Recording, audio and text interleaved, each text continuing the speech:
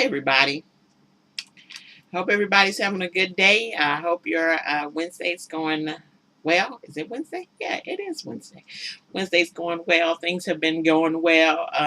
The new part-time job is going good, and I'm really happy about it. It's great. It's exactly what I needed, and keeps me nice and busy for those few hours. And I make a little money, and it's great. It's awesome. I'm really happy with it. And also, I purchased a new car. I got a new car on Monday, and I've been driving 2 days, and then I bought a Prius C. So now, yeah, I'm an annoying, pretentious person. High fiving folks at Whole Foods and listening to Dave Matthews Bang. But I love it. I wasn't really as great as it is for the environment. That was not really the reason I was wanting a Prius. I wanted to save the gas money because I'm cheap. And so trying to save gas money was my biggest thing and stuff. So hopefully saving on gas and everything. But I love the car. It's absolutely great. Just really excited about having a new automobile. My car was 10 years old, and although I loved the Flaming Star, she was wonderful. Her flame was certainly flickering out after 10 years and stuff. But although I hadn't really done anything ever to that car and stuff, but you can tell when a car is getting on in years and getting older. It certainly didn't sound like it did the day I drove it off the lot and stuff. But now I have a Prius C, so I'm really excited about that. And so everything is going really well. And I just wanted to do a quick vlog, just talking a little bit. A bunch of people have been talking here lately. A bunch of the ladies that I see on Twitter and stuff, and a lot of the single ladies and married ladies too, have been talking about, men and women and their relationship with one another, roles regarding what they do in relationships and in marriage and stuff. Do women still need men? What's wrong with men? How come they can't adjust and stuff? And there's a link here to a great article talking about some of that stuff. And actually some stuff that I actually agree on from this article from a wonderful blogger by the name of Zabeth. Hi, Zabeth, and everything. And she's wonderful, does some really great blogs that make you think and that really gives some new perspective to things. And she's essentially, helping, kind of a dating coach, helping people in dating and in single life when it comes to interracial dating. And so she's absolutely fabulous and stuff. But she was talking about some stuff, and I was thinking about some stuff myself. So I wanted to give here kind of a quick and dirty history of marriage, because I think a lot of people, as much as I love marriage, as pro marriage as I am not pro lying, okay, and stuff. And I think the truth needs to be told about how marriage worked way back when historically and stuff. It's not the way it worked today. And I think many people kind of look to past marriage and think, oh, it was just so wonderful then. Listen, it wasn't. It really wasn't. There were many aspects of it that were really not for the benefit of the woman and stuff. And I want to talk a little bit about the historical perspective in legal terms, because I taught a class on family law and stuff, and used the book. And I'm going to go from a book called Family Law and the Paralegal Concepts and Applications by Mary E. Wilson. And I'm going to talk a little bit, take a little bit out, and talk a little bit about the historical perspective and kind of let people know. Listen, the one thing you need to kind of know about essentially love and marriage is the idea of romantic love is fairly new and stuff. And I think people don't really understand that. That's not like romantic love didn't exist and people didn't have those sorts of love. But really the idea of romantic love is very new. If you read the Bible, I've ever read the Bible, nobody's dating in the Bible, and stuff. It's just you're here. One day you don't have a husband and the next day you do and stuff, and that's just sort of how it happened. And really, in past times, husbands were essentially protection for women protection as strength, economic protection and stuff, a home, the protection for children and stuff like that, and times have changed. It's just the truth. Times have changed, and stuff. And many people are trying to adjust how they feel about their perspective in a relationship, how men feel about where they fit in a relationship, how women feel about where they fit in a relationship and stuff. And I'm personally not a person that romanticizes the past and says, oh, yeah, look to the past for all your examples, because there are really some crappy examples in the past and stuff. And some of that stuff you need to just sort of move away from and figure out how to go forward from now, and stuff. Not everything about the past is romantic and wonderful. A lot of it is harsh and harsh living and harsh standards of living and things like that. So, I don't see the past through rose-colored glasses. I try to see it realistically. Yes, maybe there are some things that were good about the past that you could bring, but there are lots of things that were bad that just probably need to stay there and do not need to be brought into the future with us. So I'm going to talk a little bit, I'll read a little bit from the book about some of the kind of legal history of what happened to you as a woman when you got married and when this country was sort of first formed, when the United States was first formed, and what happened, and these things kind of coming over from some French law, Spanish and English common law and stuff. By marriage, the husband and wife are one person in law. That is, the very being or legal existence of the woman is suspended, and this is past. Now I'm telling you, this is past. This is not for today. It's suspended during the marriage, or at least is incorporated and consolidated into that of the husband, under whose wing, protection, and cover she performs everything. Upon this principle of a union of a person in husband and wife depend almost all the legal rights, duties, and disabilities that either one of them acquire by marriage. Okay. Upon marriage, the wife became entitled to support by her husband, and in exchange, she essentially lost her independent legal status. Although she retained title to any real property she owned in her own name when she wed, her husband acquired an exclusive right to manage, control, and collect all income from that property. She lost her right to own personal property, and she did not, and any she did own became her husband's. She could not execute a contract or a will, and any executed prior to marriage were automatically revoked. She could not sue or be sued in her own name. She could be employed, but any income she received belonged to her husband. The wife standing in 8 civil law or community property states, influenced mostly by Spanish law and French law rather than English common, appeared less onerous on the surface. Her independent legal identity didn't technically merge with her husband's, and property acquired during marriage generally constituted what is called community property in their community property states. Not a lot, but there are still today, belonging to both spouses. However, the spouses were not equal, and under the common law tradition, the husband held complete control over his wife's property and earnings during marriage.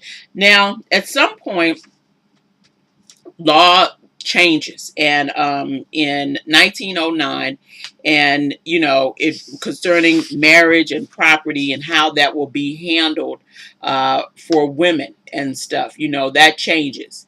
And then by the time we hit the 70s, women are able to come in, and and people are able to sue for divorce on irreconcilable differences and things like that. But previous to that, in the 70s also, she can have credit in her name and things like that. Now, let's be real, because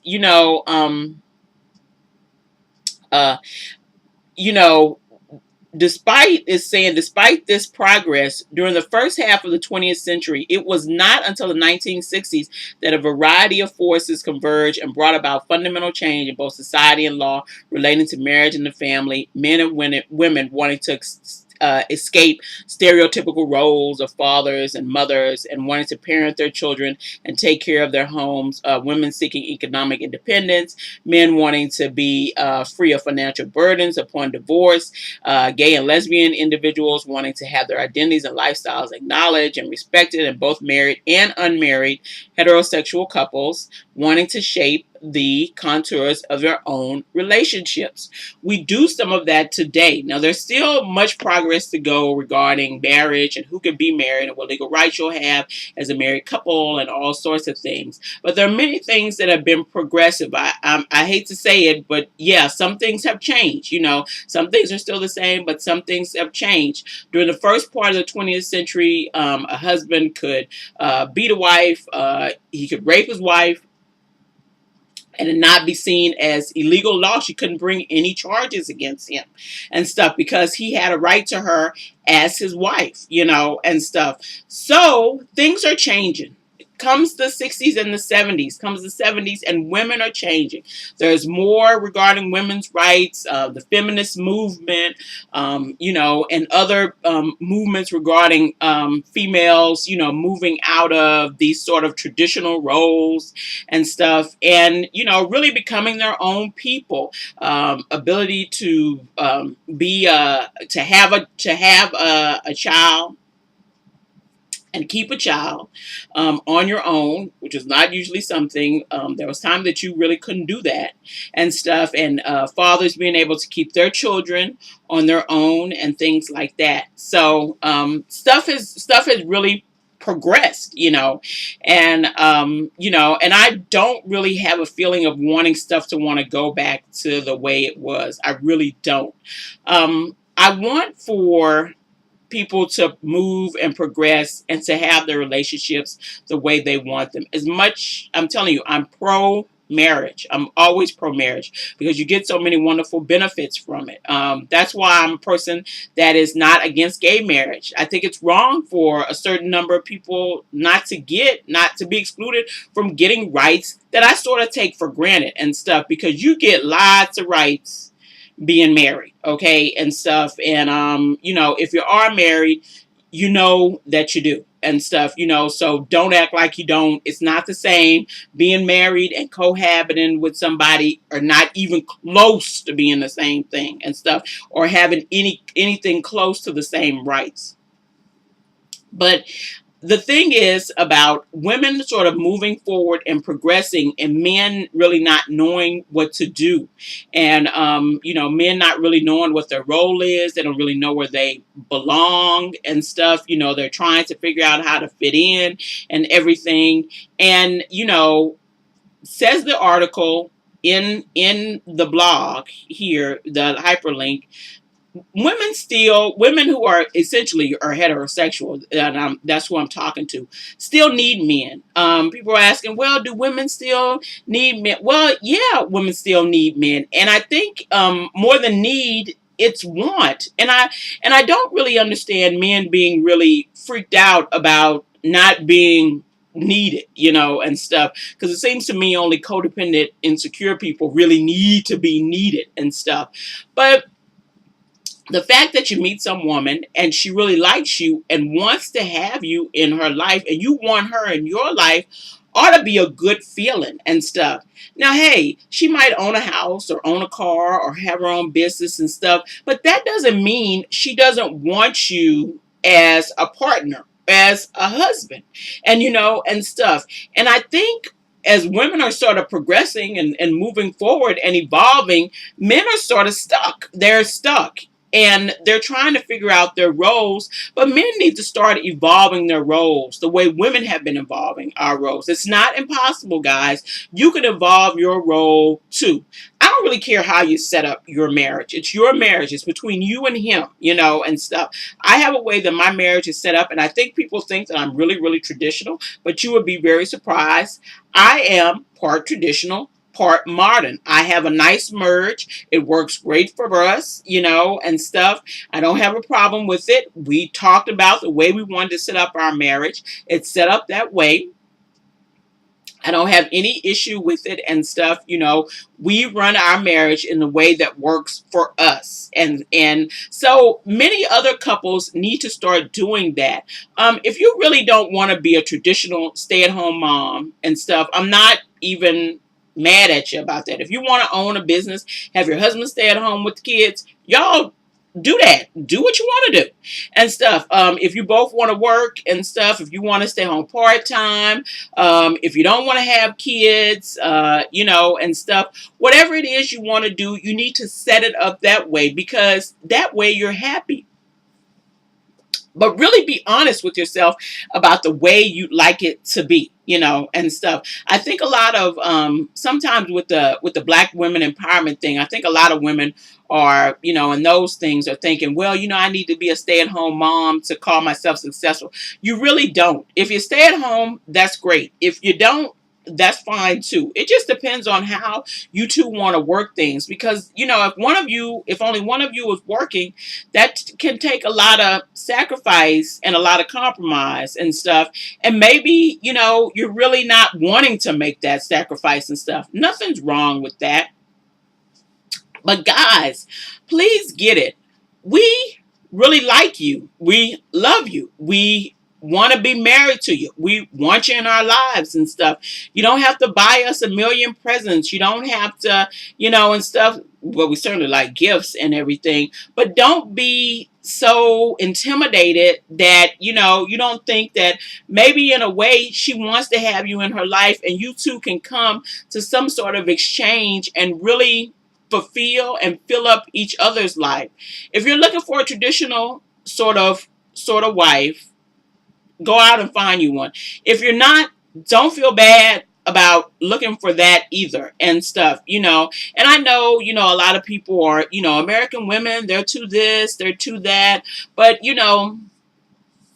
American women get a lot of stuff done, and we help a lot of women around the world, and and stuff, and we're some hustling women, and so we get a lot of stuff done. And we're still women, at the essence of it. At the end of the day, we're still women, and although somebody may go into a boardroom and light it on fire as a president, or a CEO or CFO of a company, they may come home at night and really decide they just want to relax, be vulnerable, have some support of a husband. And ladies, you have to remember that too, is that your husband may go out and he may be, Wall Street, whatever. But when he comes home, he still wants a supporting, loving wife. That's what you both want. That's what both people are looking for. Listen, God made people for companionship. Okay, don't doubt it. God made us for companionship. Okay, the thing is, we're supposed to be together. We're supposed to support each other. We're supposed to love one another. We're supposed to uplift one another. We're supposed to care about each other and be compassionate and kind to one another. That's what we're meant to do. Okay, and so this sort of thing of, women saying, well, I don't need a man, and men saying, well, I don't know if they need me. Everybody needs to be honest, and then go from there and figure out a way you want to construct what it is that you are going to do. Okay. Because only you two have to live in the house together. Only you two have to be married. It don't matter what the world thinks about what your marriage. Only you two have to be there and stuff, and so I'm thinking, you can find somebody who matches what it is that you need. I don't know why people are always saying, women are always saying, well, it's so impossible to find a guy, and guy always saying it's so impossible. Listen, all you need is one person. Somebody's looking for you. You're looking for somebody and stuff. You're out there. Okay. And so this thought that somehow you can't, in the billions of people on this earth, you can't find one that would make a reasonable match with you, and you all would be a really great couple, I'm not really understanding.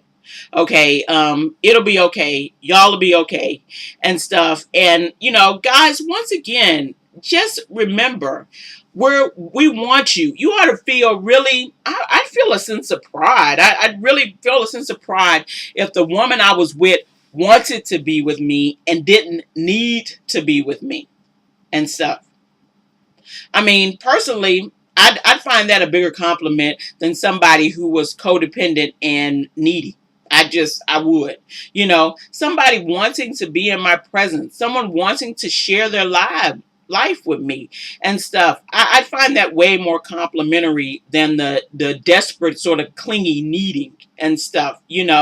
Um, yeah, people want to have families, and people want to go on vacations, and they want to buy a house and a car, and retire, and take trips, and have kids, and all that sort of stuff. And so you need one another. You need one another.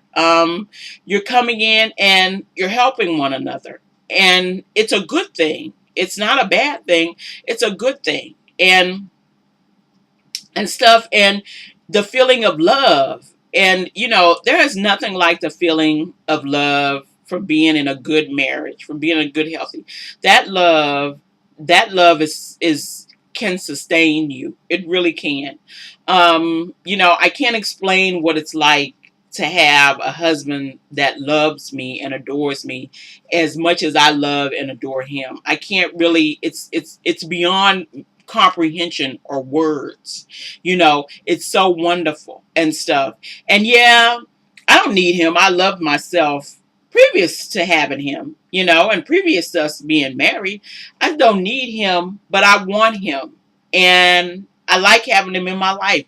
And he likes having me in his. And we really do complement each other and stuff. And so that's the good feeling. Yes, times have changed. Stuff is different. I have no inkling or no desire to want to go back to the way stuff was in the past when it came to marriage. Okay, it could really be a oppressive institution in many instances, and most marriages were sort of built on a merger or business relationship of people keeping money in families and things like that, and status in families. That's why many people married their second cousins and stuff, because it was a way to keep kind of family wealth and status and stuff like that, having to be with somebody and stuff. Yeah, I don't want that. I certainly don't want that back, and stuff. And to be real about what it was about marriage then, that wasn't so great, and stuff, and having your legal rights as a woman just be null and void, and I was watching something the other day, Mr. Selfridge, because I watched it on PBS. I like that show and stuff. And then the woman was talking about her getting married. And then, because then the expectation was when you got married, you just stopped working. You didn't have no choice. You just stopped working, especially if he was somebody that, and usually that's what women wanted, somebody that could take care of them. So people just stopped working, and stuff. Didn't matter if you wanted to stop working and stuff. Many women maybe did, but I'm sure many women didn't. You just stopped working and stuff, and you were there, and and stuff. It was sort of a thing of him maybe wanting a child, and finding someone who was a suitable age to have an heir with and stuff. Didn't matter if he loved her or not. Because on that show that day, a guy was marrying a woman, and she was so happy about getting married, but he was actually marrying her because she was young and he wanted an heir, although he loved another woman who was slightly older, and he was maybe afraid that they couldn't have children and stuff, although he asked her that to be his mistress. Okay, and stuff. And I'm sure that's why people had mistresses. It's because, you married a woman out of sort of a business arrangement and stuff, and you wanted somebody because we want somebody to love. That's the thing, because we want somebody to love and stuff, and so you did all the romantic love and all that stuff with the mistress because you couldn't with this sort of, you people coming in and doing this sort of thing where you're in a business deal with a wife and stuff, instead of a marriage, a business arrangement with a wife.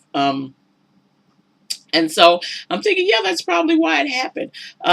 It was, it's an interesting thought and concept, and but I'm, like I say, I'm pro marriage, And I want for people to get the wonderful benefits, not just legal benefits, but just the spiritual and the health and the wonderful companionship benefits of what it means to be married and stuff, and know that, yeah, he or she is out there for you somewhere and stuff. And yeah, you can find somebody that's going to suit what you need. Yeah, you have to make a little compromise here and there, but it's going to suit what you need when it comes to marriage. Women are not so independent that we've somehow lost the ability to want to love or be loved. So that's just my little spiel for today. And I will talk to you all tomorrow. Okay, bye bye.